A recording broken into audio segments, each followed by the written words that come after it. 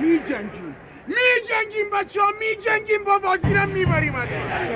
شما فقط حریف دست و کم نگیریم، باید 3 امتیاز رو بگیریم بیایم بیرون. این 3 امتیاز رو بگیریم، با یه 3 امتیاز خوب بریم مقابل خیبر بازی. داماش میگیم یه محکما 3